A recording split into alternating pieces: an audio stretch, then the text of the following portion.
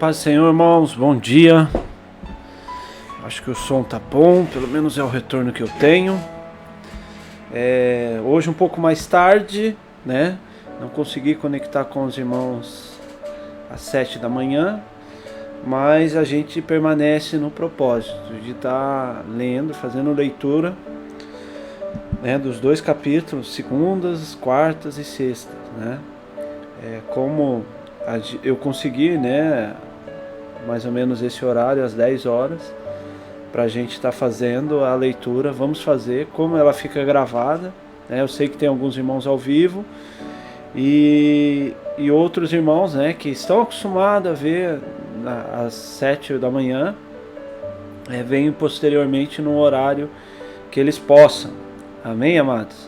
Vamos orar ao Senhor, vamos iniciar com uma oração. Pai, nós nos colocamos, Senhor, em Tua presença. Pedimos, Senhor, a Tua graça, a Tua misericórdia, a Tua unção sobre nós, Senhor. Espírito Santo de Deus, alcança cada um dos meus irmãos, a cada um que vai ouvir essa leitura da palavra do Senhor. Abre o nosso entendimento, Senhor, nos dá sabedoria, nos dá, Senhor, as formas de aplicar a Tua palavra nas nossas vidas, Pai. Nos perdoa, Senhor, porque nós somos falhos, nós somos pecadores, nós precisamos da Tua graça, da Tua unção, Senhor. Se conosco, Senhor, no nome de Jesus Cristo. Amém, Jesus. Irmãos, hoje nós vamos ler, né, o capítulo 9 e o capítulo 10 da carta aos Romanos. E eu já quero partir para essa leitura. Deixa eu mudar a tela aqui. A palavra de Deus diz assim: digo-lhes a verdade, tendo Cristo como minha testemunha e minha consciência, o Espírito Santo a confirma. Meu coração está cheio de amarga tristeza e angústia sem fim. Por meu povo, meus irmãos judeus, eu estaria disposto a ser amaldiçoado para sempre, separado de Cristo, se isso pudesse salvá-los. Eles são o povo de Israel, escolhidos para serem filhos adotivos de Deus. Ele lhes revelou sua glória, fez uma aliança com eles, e lhes deu a sua lei e o privilégio de adorá-lo e receber as suas promessas. Às vezes, só uma pausa, irmãos, às vezes a gente pensa que quando a gente adora ao Senhor, né, é uma oferta que a gente está fazendo ao Senhor, mas é um privilégio poder adorar ao Senhor. Paulo traz isso, né? Eles são o povo de Israel, escolhidos para serem filhos adotivos de Deus. Ele lhes revelou sua glória e fez uma aliança com eles, e lhes deu sua lei e lhe deu, né, o privilégio de adorá-lo e receber suas promessas. Então, adorar o Senhor, exaltar o Senhor, louvar o Senhor é um privilégio. Nós devemos ter isso na nossa mente. É um privilégio adorar o Senhor.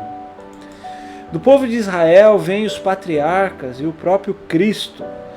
Quanto à sua natureza humana, era israelita. E Ele é Deus, aquele que governa sobre todas as coisas.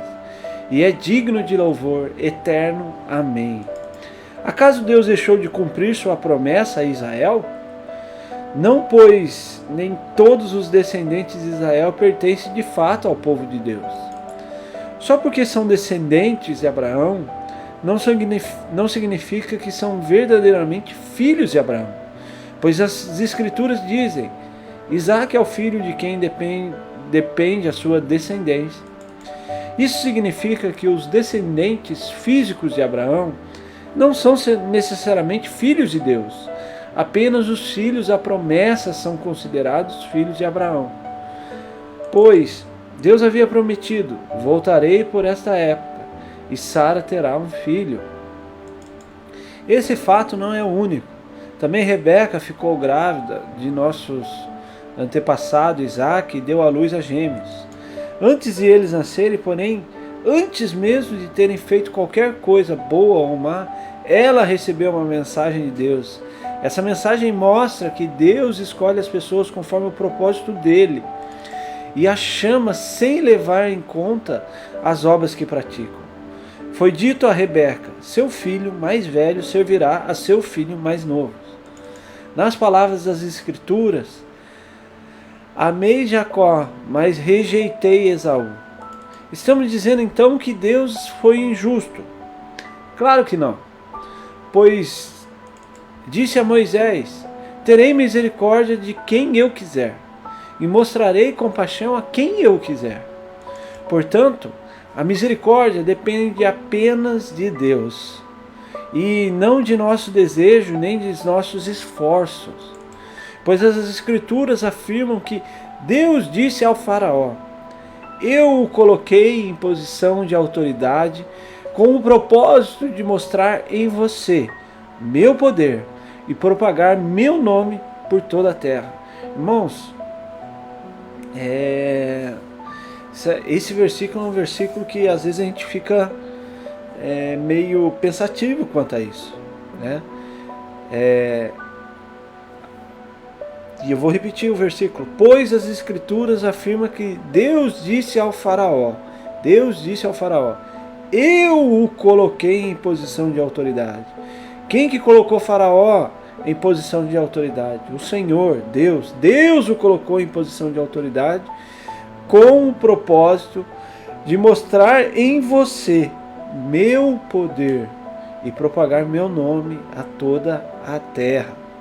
Irmão, até o faraó estava sendo direcionado por Deus na época de Moisés. Então às vezes a gente fica bem pensativo quanto a muitas coisas.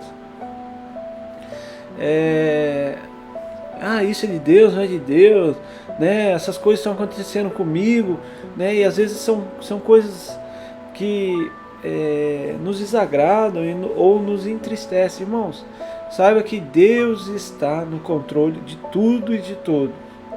Amém, amado? Como podem ver, Ele escolhe ter misericórdia de alguns e endurecer o coração de outros. Mas algum de vocês dirá: então por que Deus os culpa? Não estão apenas cumprindo a vontade dEle? Ora, quem é você, mero ser humano, para discutir com Deus? Acaso o objeto criado pode dizer àquele que criou: por que você me fez assim?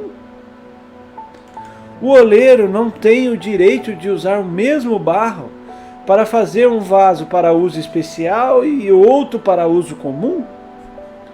Da mesma forma, Deus tem o direito de mostrar sua ira e seu poder, suportando com muita paciência aqueles que são objeto de sua ira, preparados para a destruição. Ele age desse modo para que as riquezas de sua glória brilhem com esplendor ainda maior sobre aqueles dos quais ele tem misericórdia, aqueles que ele preparou previamente para a glória. E nós, estando entre os que ele chamou, tanto dentre os judeus como dentre os gentios, a esse respeito, Deus diz na profecia de Oséias: chamarei meu povo, aqueles que não eram meu povo, e amarei aqueles que antes eu não amava. Lindo esse versículo, amados. E também, no lugar onde lhes foi dito: vocês não são meu povo, eles serão chamados filhos do Deus vivo. E a respeito de Israel, o profeta Isaías clamou: embora o povo de Israel seja numeroso como a areia do mar, apenas um remanescente será salvo. Pois o Senhor executará sua sentença sobre a terra, de modo rápido e decisivo. E como Isaías tinha dito em outra passagem: se o Senhor dos Exércitos não houvesse poupado alguns de nossos filhos, teríamos sido exterminados como Sodoma e destruídos como Gomorra. O que significa tudo isso? Embora os gentios não buscassem seguir as normas de Deus, foram declarados justos, e isso aconteceu pela fé. Já o povo de Israel, que se esforçou tanto para cumprir a lei, a fim de se tornar justo, nunca teve sucesso. Por que não? Porque tentaram se tornar justo por meio de suas obras, e não pela fé. Tropeçaram na grande pedra em seu caminho. E a esse respeito as Escrituras afirmam: ponho em Sião uma pedra que os faz tropeçar, uma rocha que os faz cair, mas quem confiar nele jamais será envergonhado. Irmãos, os versículos anteriores, né, que fala a respeito das obras, né, o 32, fala que o povo de Israel tentou ser justo por meio de suas obras e não pela fé. Por isso que eles não conseguiram, né? Longe de nós, irmãos, nos levantarmos contra o povo de Israel. Eles são os escolhidos do Senhor, né? Mas a salvação, ela não vem por meio de obras. O apóstolo Paulo vem batendo nessa tecla, nessa carta, algumas vezes. E é aquilo que eu falo para os irmãos: quando o versículo ele se repete mais de uma vez, significa que Deus tem chamado a nossa atenção para esse versículo. Então, a fé, a salvação não vem por intermédio das obras, vem por intermédio da fé. A salvação não vem por intermédio das obras, vem por intermédio da fé, irmãos. As obras são importantes? São, irmãos, porque elas vão refletir que nós somos salvos em Cristo, né? Nós fazemos obras não para ser salvos, mas porque somos salvos.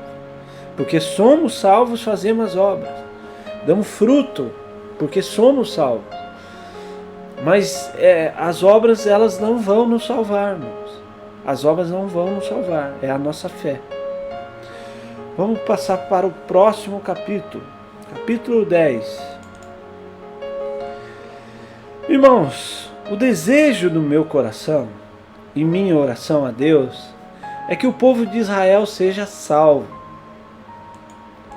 Sei da dedicação deles por Deus, mas é entusiasmo sem entendimento.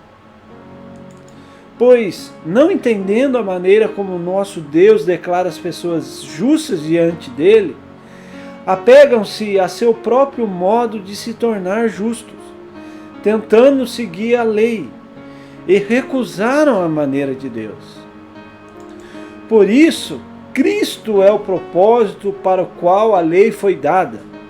Como resultado, todo o que nele crê é declarado justo. Moisés escreve que o modo pelo qual a lei torna alguém justo exige obediência a todos os seus mandamentos. Mas o modo pelo qual a fé torna alguém justo diz: não diga em seu coração: quem subirá ao céu para trazer Cristo para a terra? E não diga: quem descerá ao lugar dos mortos para trazer Cristo de volta à vida? Na verdade, diz: a mensagem está bem perto, está em seus lábios e em seu coração. E essa mensagem é a mesma que anunciamos a respeito da fé. Se você declarar com sua boca que Jesus é o Senhor e crer em seu coração que Deus o ressuscitou dos mortos, será salvo. Pois é crendo de coração que você é declarado justo, e declarando com a boca que você é salvo. Irmãos, isso é importante.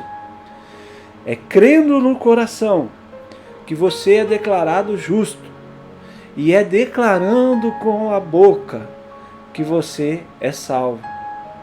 Irmãos, isso nos remete, né, a não só um gesto, né, de eu aceito Jesus como o meu único suficiente Salvador.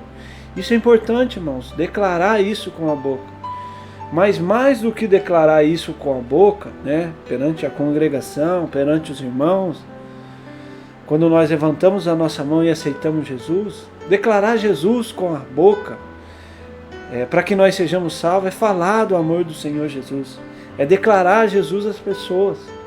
Nós somos salvos, porque isso demonstra que a nossa fé é uma fé viva, e que nós declaramos Jesus aos outros. Como dizem as Escrituras, quem pode confiar nele jamais será envergonhado. Nesse sentido, há diferença entre judeus e gentios, uma vez que ambos têm o mesmo Senhor, que abençoa generosamente todos os que invocam. Irmãos, que abençoa generosamente todos os que invocam. Às vezes a gente fica atrás, né, de uma profecia ou atrás de uma... E existe profecia, irmãos, eu não estou dizendo contra, mas a palavra de Deus é a grande profecia. O Senhor abençoa generosamente todos os que o invocam. Ore ao Senhor, invoque ao Senhor, adore ao Senhor e você será abençoado generosamente. Isso é promessa da palavra de Deus, irmãos. O Senhor, Ele abençoa generosamente todos os que o invocam. Pois todo aquele que invocar o nome do Senhor será salvo. Mais uma promessa, irmãos. Todo aquele que invoca o nome do Senhor será salvo. Mas como poderão invocá-lo se não crerem nele? E como crerão nele se jamais tiverem ouvido a seu respeito? E como ouvirão a seu respeito se ninguém lhes falar? E como alguém falará se não for enviado? Por isso as Escrituras dizem: como são belos os pés dos mensageiros que traz boas novas. Nem todos, porém, aceitam as boas novas, pois o profeta Isaías, ele disse: Senhor, quem creu em nossa mensagem? Portanto, a fé vem por ouvir, isto é, por ouvir as boas novas a respeito de Cristo. Mas eu pergunto, o povo de Israel ouviu de fato a mensagem? Sim, eles ouviram. Sua mensagem chegou a toda a terra, e suas palavras alcançaram os confins do mundo. Volto a perguntar, será que o povo de Israel entendeu? Sim, eles entenderam. Pois já no tempo de Moisés, Deus disse: provocarei seu ciúme por meio de um povo que nem sequer é nação. Provocarei sua ira por meio de gentios insensatos. E mais tarde, Isaías se pronunciou com ousadia: fui encontrado por aqueles que não me procuraram. Revelei-me àqueles que não perguntaram por mim. A respeito de Israel, porém, diz: o dia todo abri meus braços para eles, mas eles foram desobedientes e rebeldes. Irmãos, Paulo, ele no contexto ali, ele prega e anuncia a palavra ao povo de Israel. Mas muitas das vezes, essa palavra a gente pode trazer para nós, irmãos. Porque muitas das vezes nós estamos como Israel na época de Paulo. Nós estamos nos achando os salvos, nós estamos nos achando os escolhidos, porque estamos indo ao culto. Irmãos, e eu não estou dizendo que é errado ir ao culto ao domingo, né? Mas pelo fato de estar fazendo essas obras, de ir ao culto ao domingo, de ser generoso com a obra do Senhor, ofertar, dizimar, nada disso eu estou falando que é errado, irmãos. Mas isso são obras, isso reflete a fé pela qual eu vim para Cristo. O porquê que eu estou servindo a Cristo, né? É por causa de uma sequência de regras e ritos, né? Ou é porque eu creio no Senhor Jesus mesmo, eu creio que Ele é meu Salvador. É por fé ou é por obras? Essa pergunta eu deixo para os irmãos meditarem. Eu tenho servido ao Senhor por fé ou por obras? Eu tenho servido ao Senhor porque eu creio ou porque eu estou seguindo um conjunto de regras? E as regras, elas são importantes, irmãos, mas não é isso que vai me salvar. Não é isso que vai me levar para o céu. É a fé, é o crer que Jesus ressuscitou dos mortos e me salvou. Amém, amados? Eu deixo essa meditação para os irmãos. Que nós venhamos nos colocar nesse texto no lugar do povo de Israel. E ver se nós não estamos agindo como eles. Se nós não nos tornamos legalistas. E o Senhor está de braços abertos, todo dia, nos esperando, né, para nos abraçar e nos acolher. Mas nós temos sido desobedientes e rebeldes com o Senhor. Que nós venhamos meditar nisso, pensar nisso. Geralmente, quando nós lemos esse texto, nós nos colocamos no lugar dos gentios, aquele que o Senhor nos chamou, nos escolheu, e mesmo nós não sendo nação, mesmo nós não o conhecendo, mas muitas das vezes nós temos que nos colocar no lugar de Israel nessa palavra, para ver se a nós que nos era dada a oportunidade de louvar, o privilégio de louvar o Senhor, de estar com o Senhor, de ser chamado povo seu, a nós que foi dado esse privilégio, nós desobedecemos e fomos rebeldes. E menosprezamos o Senhor. Venhamos meditar nisso nessa manhã, né? A gente está no meio da manhã, que nós venhamos meditar durante o dia. E é essa mensagem que eu deixo para os irmãos. Deixa eu voltar para a minha tela aqui. Amados, nós continuamos nos nossos propósitos. Nos propósitos dos cultos, né? Os cultos continuam normalmente. Domingo que vem é o culto de Santa Ceia, né? Dia 2 de maio. Como o culto vai ser presencial, né? Os irmãos que não forem ao culto, né? Providencie, né?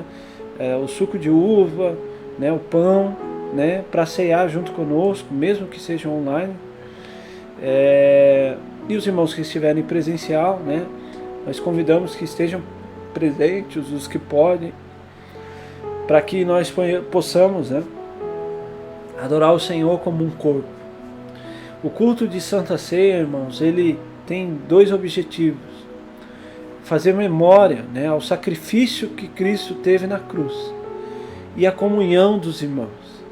Então, se você pode estar no culto, né, de Santa Ceia, esteja. Irmãos, muitos irmãos estão se esfriando. Muitos irmãos estão deixando o Senhor nesse período de pandemia. Então, eu sei, irmãos, que a gente tem que ter os cuidados, né? A gente, se puder ficar em casa, a gente fica em casa, faz o afastamento, o isolamento, né? Mas às vezes, né, e eu queria colocar esse pensamento com os irmãos, às vezes a gente fica 2 horas num supermercado, porque a gente tem que comprar comida, né? A gente fica lá 2 horas, andando de corredor em corredor, pegando às vezes produtos que já foram pegos por outras pessoas, né? Outras pessoas já colocaram a mão, pelo menos o repositor já pôs a mão, né? A gente fica pondo as mãos ali, encostando em próximo a diversas pessoas ali, né? E a gente fica 2 horas, 3 horas no supermercado, porque a gente precisa comer fisicamente. E às vezes a gente coloca tantos porquês de estar na congregação, sendo que na congregação nós não vamos pegar em produto nenhum. Os irmãos, né, na entrada, já os diáconos, né, os obreiros da igreja, né, já dão uma esborrifada, né, de álcool nas mãos. Os bancos, né, os irmãos que cuidam da limpeza, né, também já limpam os bancos com álcool, desinfetam tudo limpinho ali, bonitinho. E olhando assim de maneira humana, né, tem menos, está afastado um do outro, só a família senta no banco, né. tem menos probabilidade de se infectar e a gente não vai. E às vezes o tempo é menor e a gente não vai. Então eu queria que os irmãos, né, colocassem esse paralelo. Né? A gente se esforça às vezes, a gente vai no supermercado para comprar o alimento físico e a gente não vai na congregação para comprar não, né? Mas para receber o alimento espiritual. Ah, pastor, eu respeito, irmãos, os que não vão, fiquem em paz. Mas eu coloco esse paralelo para a gente pensar, né? Eu respeito as decisões dos irmãos, aqui eu vou entender. Mas é que às vezes nós estamos colocando um julgamento diferente, né? Para comer eu vou, né? Mas para me alimentar espiritualmente eu não vou, né? Então não é o mesmo tipo de julgamento que a gente está fazendo, né? E o espiritual é tão importante quanto o material, amados. Então, se você pode e se você quiser estar presencial, esteja, tá? Agora, saiba que nós vamos continuar transmitindo, irmãos, o culto online, vamos continuar fazendo as leituras. Deus tem dado novos projetos para a gente também, né? Eu preciso amadurecer as ideias, conversar com os irmãos, com os ministros sobre essas ideias, e nós vamos ver o que a gente vai fazer. Deus vai nos dar coisas novas também. Amém, amados? Eu agradeço a presença dos irmãos que estão aqui ao vivo, né? Agradeço a presença dos irmãos que vão ver essa mensagem mais à frente, né? Que o Senhor venha estar nos abençoando. Eu ainda, né, meu coração ainda queima, né, com a mensagem, né, que a gente leu lá no Salmo, né? Que o Senhor nos abençoe e nos guarde. Que o Senhor tenha misericórdia de nós e nos abençoe.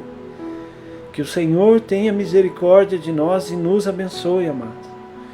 Essa palavra, ela pulsou durante a semana, né, sobre o meu coração. E eu compartilho com os irmãos, né? Compartilhei no domingo e compartilho novamente. Que o Senhor tenha misericórdia de nós e nos abençoe. Amém, amados? Pai, nós te louvamos, nós te agradecemos, Senhor, por esta palavra, por essa mensagem. Que o teu Espírito Santo, Senhor, venha invadir as casas dos meus irmãos e que o Senhor venha derramar paz, Senhor. Derrama paz, Senhor, sobre a minha casa, Senhor. Derrama paz, Senhor, sobre a casa dos meus irmãos, Senhor. No nome de Jesus, Senhor, que venha haver tranquilidade, ó Pai. No nome de Jesus, Senhor, venha acalmar os ânimos, Senhor, em cada lar, ó Pai. Nós ministramos, Senhor, sobre cada vida, Pai. Em nome de Jesus Cristo. Amém. Nós estivemos aqui reunidos em o nome do Pai, em nome do Filho e em nome do Espírito Santo. Que a graça, a misericórdia do Senhor venha nos acompanhar desde agora e para todo sempre. Amém, amados. Deus abençoe, irmãos.